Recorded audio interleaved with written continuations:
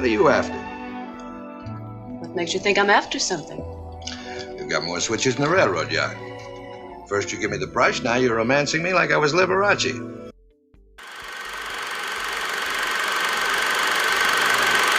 Hello to all the classic people that are returning. I'm glad you're back. I want to welcome any new visitors. Today on Classic Movie Review, we are taking on Film Noir, Chicago Syndicate, 1955. Before we get going, I want to thank Poetic Comic 1 for commenting on the cow fighting in 12 O'Clock High, 1949. Thanks for pointing that out, it was really interesting. On IMDb.com, this movie has a perfectly acceptable 6.5 rating. On RottenTomatoes.com, the film has neither a tomato meter score nor an audience score. New York Times film critic Bosley Carruthers said on June 21, 1955, quote, "It looks as though Dennis O'Keefe is on a bit of a geographical kick. Last Friday he turned up at the Palace in a little something called Las Vegas Shakedown. Yesterday he appeared at the Criterion in Chicago Syndicate. But aside from geographical locations, there's not much to distinguish the two films," unquote. He later stated, quote, "This is a standard melodrama in which a bright spot is Allison Hayes, a tall and agreeable young lady who gives considerable aid to the somewhat battered Mr. O'Keefe," unquote. I agree with this last part, as Allison Hayes has kind of a Ava Gardner thing going on. Actors. Right, and I'm a Shakespearean actor. Dennis O'Keefe plays an accountant turned investigator, Barry Amsterdam. O'Keefe was first covered in Las Vegas Shakedown 1955. Bosley Carruthers didn't like that one either. Paul Stewart played the villain, Arnold Arnie Valiant. Stewart was born in 1908 in New York City. I'm walking here! I'm walking here! He graduated from Columbia University. Having been interested in acting since he was a teen, Stewart made his Broadway debut in 1931. The quality of his work got him the attention of Orson Welles, and Stewart became a founding member of the Mercury Theater Group. Stewart was part of the War of the Worlds radio broadcast. He was also cast in Citizen Kane 1941.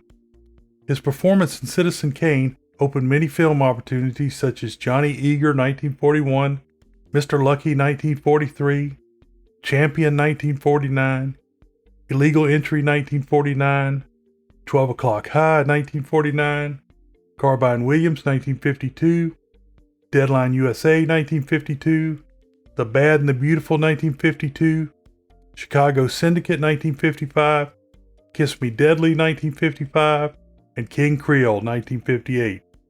Stewart was in high demand for television from early shows like Peter Gunn 1958 to 61 and as late as Remington Steele 1982 to 87.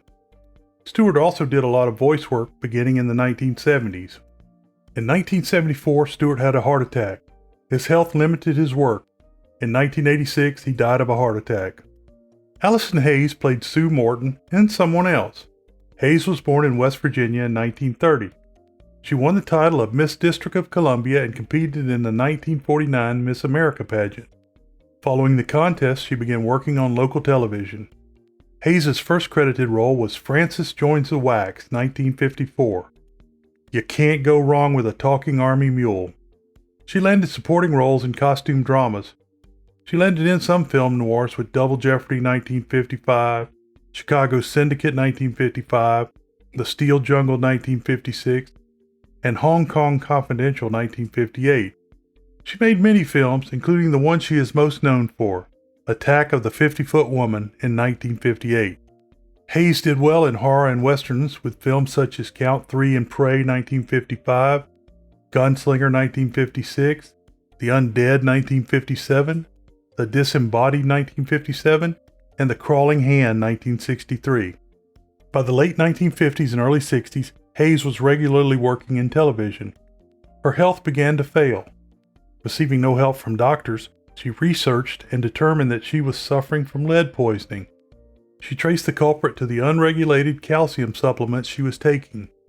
In 1976, Hayes was diagnosed with leukemia. She died in 1977 at the age of 46. Abby Lane played songbird Connie Peters. Lane was born in 1932 in New York City. I'm walking here! I'm walking here! She's known more for being married to Xavier Cugat than for her movies. Lane is known for Chicago Syndicate 1959, A Sud Niente de Nuovo 1957, Caesar Against the Pirates 1962, and most notably as a stewardess in Twilight Zone the movie 1983 in the sequence Nightmare at 20,000 Feet. At the time of this writing, she is still alive. Story. Let me explain. No, there is too much. Let me sum up. The credits roll over an aerial view of Chicago.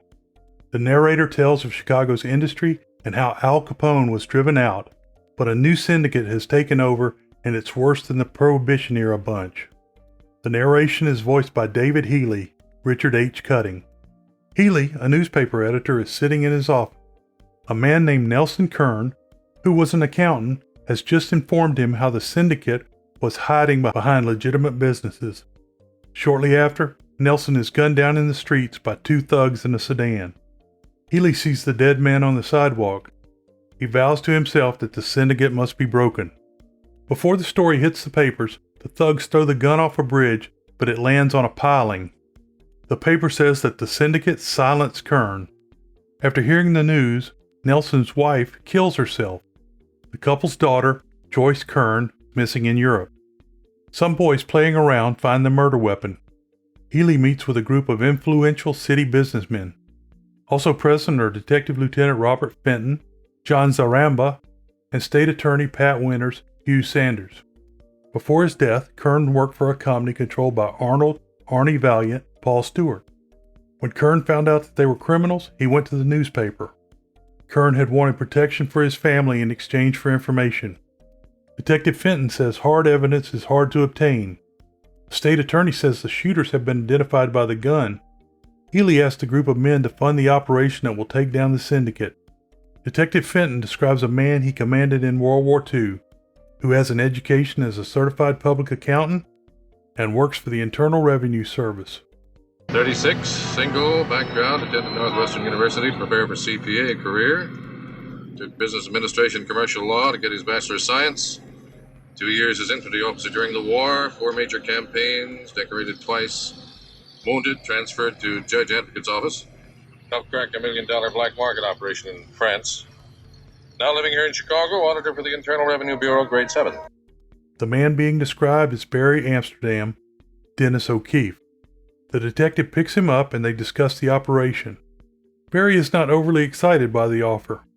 When they offer him $60,000 if he completes the job, he decides he will. The scene changes to a nightclub.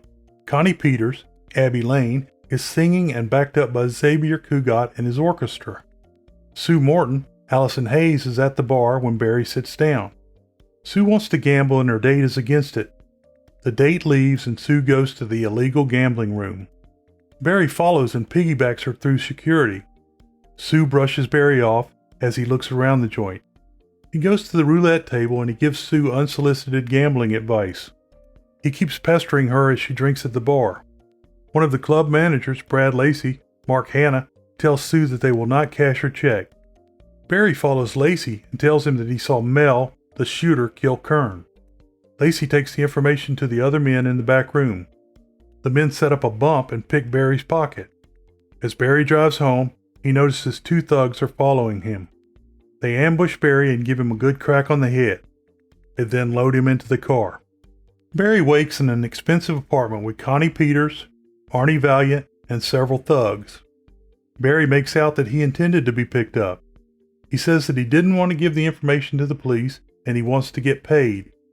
Arnie doesn't want any bad press about the killing. Business management, huh? That's a good background. Shame to waste it on the tax department. I'll tell you why you're here, Mr. Amsterdam. Because I don't like trouble. If you go to the police and tell them that Burke killed Kern, immediately the papers say that Arnie Vallant is behind it. Do they know? They know nothing. Arnie offers Barry a job. He tells him to go to the insurance company where Kern worked. Barry starts his job the following day by reporting to Jack Roper, George Brandt. At his apartment, Arnie is giving his girlfriend Connie a hard time about everything she does. Barry settles into the straight job. He sees that some of Arnie's men are tailing him. Barry has to shake the tail so he can meet his contact at the Chicago Museum of Natural History. Side note, The Savo Lions are there. You should see them in The Ghost in the Darkness 1996. He slips his tail long enough to deliver the message to start the necklace operation. Barry sucks up to Brand by showing how he can avoid paying a $75,000 claim with a $5,000 fee for himself. The boss meets with Arnie and decides to let Barry try his scheme. Barry has a dancer sign away the claim for the necklace, but it's all a setup. She never had the necklace. The dame tips him off that Roper and Arnie are at the fights. Barry goes to the fights and Arnie lets him sit in one of his seats. Barry gives Roper the released claim. Arnie is pleased. Barry talks with Arnie about making some good money. Arnie gives Barry a fake set of books to examine. It's a test to see if Barry will turn him into the feds. Barry passes the test. When Barry gets home that night, 2 cops are waiting in his apartment. They ask about the Kern murder. One of the cops slugs him, and then they try to beat the information out of him. Barry fights back and beats the 2 cops. They must have been in the Navy. Barry goes to Arnie's place and wakes him up. Barry says he is quitting. The cops were fake and worked for Arnie. Arnie tells Barry he can now make big money. He wants Barry to start making spot checks on the gangsters to see who is holding out on Arnie. Barry would get 10% of everything he finds. In his new job, Barry learns the national layout of the syndicate. From Chicago, nerve center of the operation, Barry now learned how the syndicate worked. It was like a giant octopus whose tentacles spread from Chicago into practically every state in the Union. The syndicate makes tens of millions annually in the rackets and their other criminal enterprises, and uses it to run clubs to launder the money. This racket includes ice companies that can charge bars for undelivered ice. Once the money comes through the insurance company, it is funneled into legitimate businesses. Barry gets to know all the big shots. At a party, Connie is not happy that Arnie is spending so much time with Barry. Sue is there, and she is harsh with Barry. Barry is taken into the back room. Lacey tells Sue that Barry is a big deal. Arnie tells the big wheelers what Barry has found out. They are to send out the word that there will be no more stealing. Or else. Now Sue is Barry's best friend.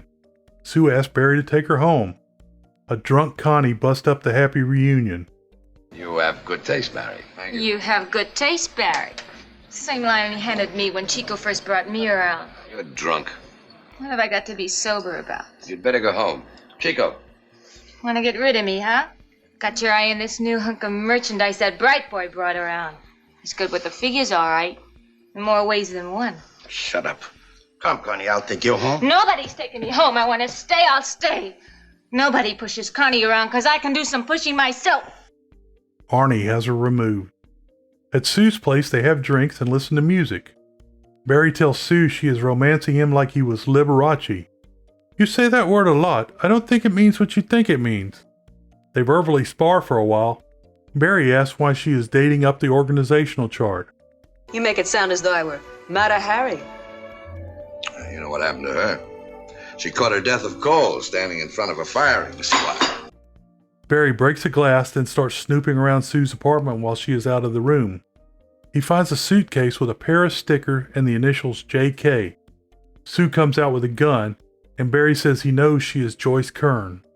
Barry is pretty cool with the pistol in his face. Joyce wants to know who killed her father. Barry slaps the gun out of her hand. He tells her to get out of town before Arnie finds out who she is. Barry goes to the hospital to talk with Healy and the law enforcement. They had to tell Joyce that Barry was a cop. Barry thinks that Connie may have some information she is holding over Arnie. Later, Joyce shows up at Barry's apartment to apologize. Barry asks her to stay out of the way.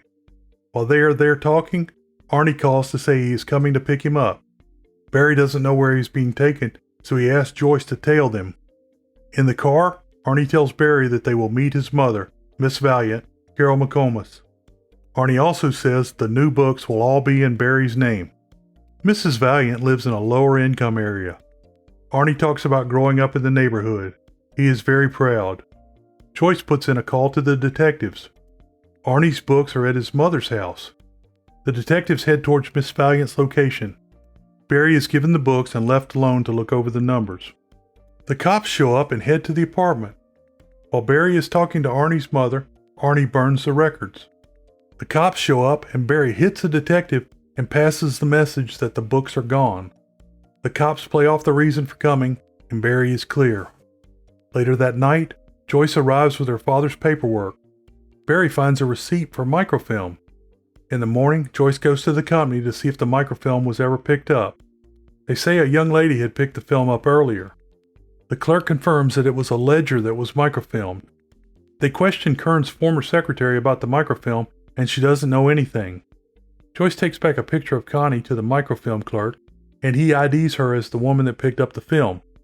That night, Healy meets with Barry and Joyce. Barry is ready to give up.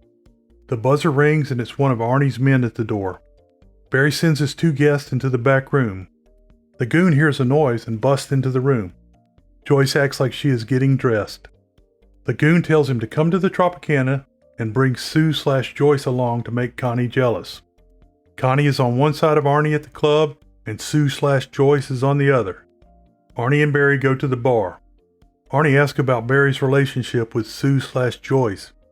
Arnie offers Connie in exchange and Barry says no thanks. It's a touchy subject, this partnership. I was wondering if we could spread it a little to have you cut me in on something of yours. What about Connie? You like her? She does nothing to me. Me neither. Back at the table, Connie slaps Sue/Joyce and gets a lap full of coffee for her trouble. When Connie gets back, Barry is sitting alone. It seems strange to me that Joyce would start dating Arnie. I mean, he was responsible for killing her father and her mother's death. It's a little gritty. Barry tells her that Arnie is done with her. Connie goes onto the stage to do her act, and Barry leaves. Connie spends a week calling for Arnie.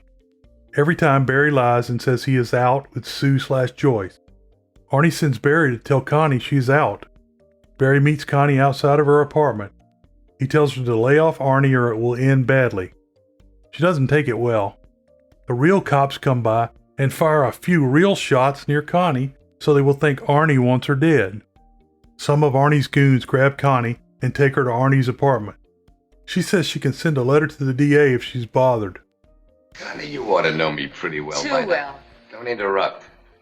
You ought to know that I don't frighten easily and I don't like to be threatened. Chico, fix me a drink. Shut up and listen. You can tell the honeymoon's over, can't you? Someday he may even talk to you this way. He may even try to have you knocked off, like he did me. She also mentions the microfilm. Artie tries to slap it out of her. The 2 goons take her in the back and begin slapping her around. Arnie, Barry, Chico, Xavier Cugat, and Sue/Joyce wait outside. Finally, Chico steps up and says the package Connie gave him is at the music store. Connie stumbles out and says Chico has killed her. Arnie leaves for the music store and takes Barry with him. Sue/Joyce gets a break and calls the cops. She is caught in the act, but Connie knocks the goon out. He must have been in the Marine Corps, and the message gets through. Arnie is given the case with the microfilm. Arnie wants to burn the film, but Barry slugs him and runs with the film. They chase him through a rail yard and shoot at him a few times. Barry runs into a warehouse and the goons, including Arnie, keep firing at him. Barry jumps into an elevator and one of the goons follows. Barry beats the man senseless and gets his gun. Arnie and the other goons come down and follow after Barry. Arnie shoots Barry in the leg. Barry shoots back and kills the last goon. Barry jumps into the elevator and rides up. Above ground, the police are closing the entrances and entering the warehouse. Barry uses his belt to tie off his wound. Arnie fires at him and Barry is out of bullets. Barry runs into a crowded market with Arnie close behind. Arnie draws a bead on Barry, but the police gun him down before he can fire. Arnie's mother sees him shot in the street. Joyce arrives and goes to Barry as Miss Valiant cradles her dying son. The narration tells that the syndicate was destroyed. I'll be back with conclusions and world-famous short summary directly. Conclusions. On my list of all film noir movies, I will place this movie at number 351, slightly above Las Vegas Shakedown 1955, because today's movie has a slightly more interesting premise using an undercover accountant. Too bad it came down to a gun battle at the end. The angled building with a clock tower seen during the closing narration is the Wrigley Building in Chicago, completed in 1924 as the headquarters for the chewing gum company. I would be completely remiss if I didn't talk about the tax connection between Al Capone and this movie. Today's movie begins with Capone and his gang being driven out of Chicago. The truth is that Capone was never convicted of violent acts related to his criminal enterprises. There are a few great movies covering the rise and fall of Capone. These include Scarface 1932, Al Capone 1959, The St. Valentine's Day Massacre 1967, and The Untouchables 1987. In non-movie land, Capone was arrested on June 5, 1931 and charged with income tax evasion from 1925 to 29. He was convicted of 5 counts on October 17, 1931. He was sentenced to 11 years in prison. In addition, he had to pay court costs, fines, back taxes, and interest on the same. World famous short summary. Don't tell anyone you have microfilm copies. This show is now completely free and independent, brought to you without ads. If you enjoy the show, please subscribe and leave a review where you get your podcast. It really helps the show get found. As a technical note, references and citations are listed for each show at the site at classicmovierev.com. Beware the Moors.